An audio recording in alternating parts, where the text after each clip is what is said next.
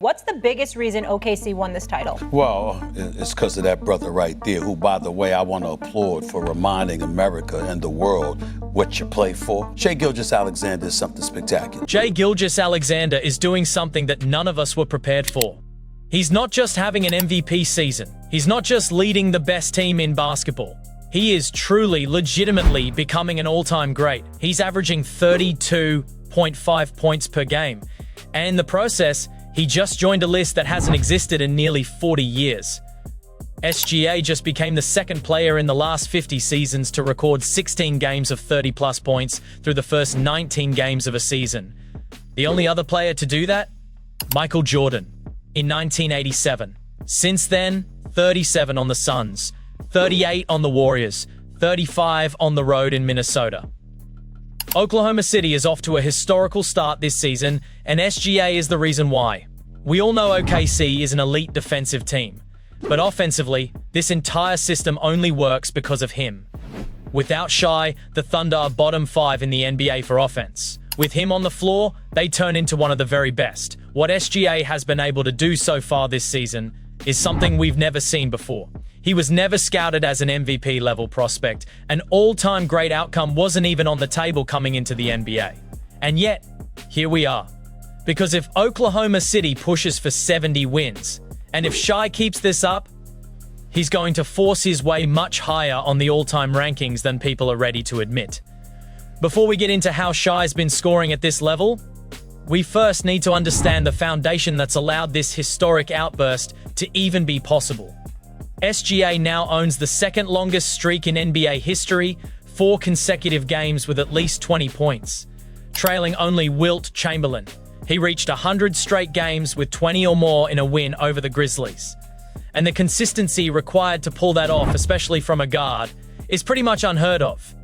Streaks like these are reserved for big men, guys who live around the rim, who don't have to rely on an outside jumper. Smaller guys don't usually get that luxury. They see more defensive attention. They take tougher shots. It's inevitable that you're going to have an off-shooting night. And yet, Shai has been able to score efficiently from the floor over such a long period of time, longer than any other guard in the history of the sport. For context, here are the longest 20-plus point streaks among active players. Giannis once reached a 28-game streak back in 2018. Luka reached 36 straight games in 2022. LeBron had a 49-game streak back in 2008. James Harden pushed it to 57 straight in 2019. Kevin Durant had a 72-game streak in 2016. And even that is still 28 games short of what SGA is currently doing. That isn't just elite scoring. That's one of the most consistent scoring stretches we've literally ever seen. The reason Shai's been able to maintain this level of consistency really comes down to how he manipulates the defense. He has access to an unusually wide variety of shots, and he's able to get to whatever he wants. The mid-range has always been his sweet spot. This season, 74% of his shots come from two-point range, an extremely high number for a guard. Of those attempts, 54% are in the mid-range area. That's where his entire model of consistency is being built.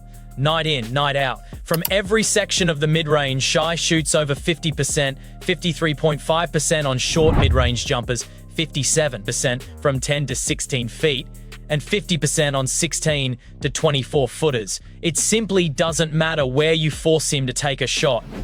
Clip, Shai shakes Rozier, fakes Westbrook out of his shoes, calmly knocks down the open jumper. Even when you feel like you've played Shai well, it just doesn't matter. Another clip, contested long mid-range, swish.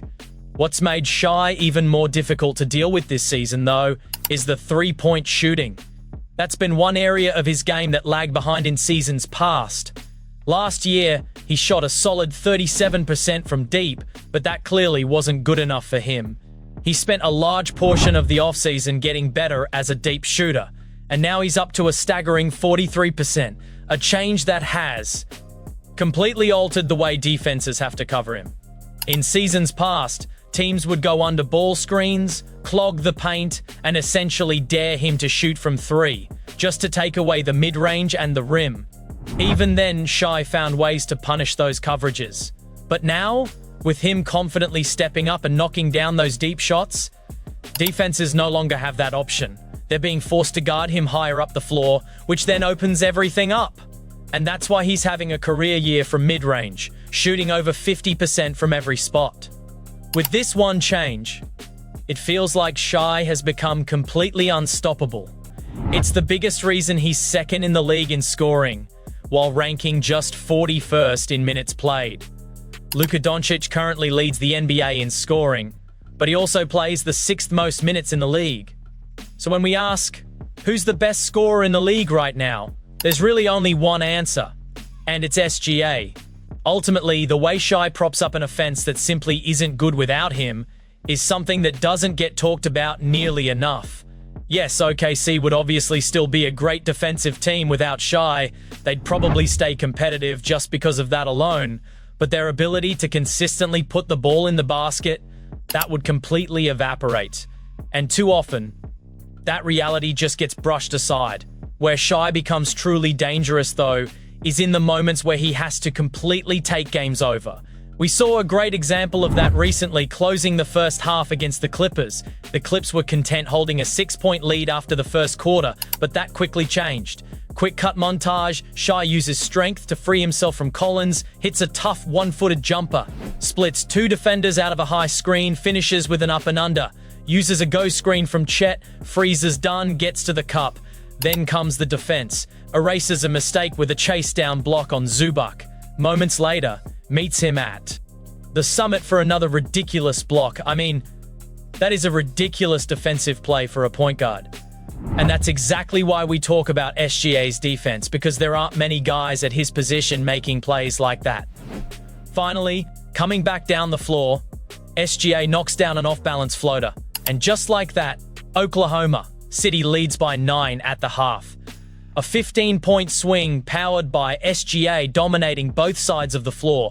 This is why he's so dangerous. And yet, even with all of that, this still isn't his most dangerous asset. It's something we don't get to see very often because of how good the team is. And that's, of course, what he's able to do in the clutch. This is where he becomes truly unguardable. And ironically, we've barely seen it this season. SGA has already sat out 15 fourth quarters, simply because OKC's leads have been so large he hasn't even needed to play. That's how historically dominant the Thunder have been. And yet, despite missing all that late game time, Shai somehow still leads the NBA in clutch points at 100, 9 more than second place Cade Cunningham. SGA is knocking down 54% of his shots in the clutch, which is totally absurd given the level of defensive attention he generates every possession. For me, one of his best closeout performances this season came in Golden State. The Warriors had miraculously fought back to take the lead, but SGA instantly snatched it back. First, gets to the elbow, calmly knocks down the mid-range. After getting burned, Buddy Hield drops back, so Shai eats up that space and hits a sidestep 3. Next possession, Hield comes up to meet him, so Shai methodically gets back to the same spot and beats him again. Just like that, Oklahoma City walks out with a win.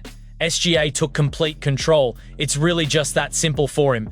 Pick him up too high, he'll beat you inside. Give him a cushion, he's pulling up from 3. That's the difference this season, and because of that, there really isn't a coverage that works without sending lots of help. As a team, OKC now has the 3rd best clutch record in the NBA at 9-3, and the 2nd best clutch offense at 131 points per 100 clutch plays. And I'm telling you right now, Shai Gilgeous-Alexander is absolutely the reason why.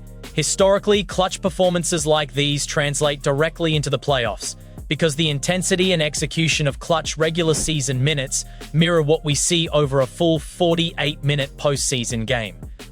And because of that, all of this bodes extremely well for Oklahoma City. Having the best individual scorer in the NBA is a super weapon. And when you really step back and think about this, the fact that Shai sat out 15 fourth quarters, plays on a team that could win 70 games, and still leads the league in clutch points, that's completely unheard of. He's almost certainly on track for Clutch Player of the Year, and to do that on the number 1 seed is pretty ridiculous. If the Thunder push for 70 and SGA continues this dominance, he would probably win MVP again. And with that logic, If SGA wins back-to-back MVPs and leads his team deep into the playoffs, where they're the clear favorite to win it all right now, I'm telling you, the legacy conversations we're going to have about SGA are going to get serious really quick. Back-to-back MVPs and back-to-back titles is something a lot of NBA legends never got to do. And given the way he fundamentally changes the offense when he steps on the floor, while holding his own on defense, I'm telling you right now, it's Jordan-esque. If the Thunder stay on this trajectory, I think he could very well be in the top 25 all-time by the end of the season. By the time this video comes out, Oklahoma City will have already played their 2 games against San Antonio. I'm recording this before both games to get this video out. But after that, we're going to have a much clearer idea of whether the Spurs are actually a legitimate threat to the Thunder. Because what we saw in the NBA Cup final was pretty intimidating. What we already know at this point is San Antonio is way ahead of schedule, and they're going to have to be dealt with in the playoffs. And if you want to see exactly how the Spurs shifted from a fun young team into a legitimate Western Conference threat in less than a third of a season, you can go check out that full breakdown video right now.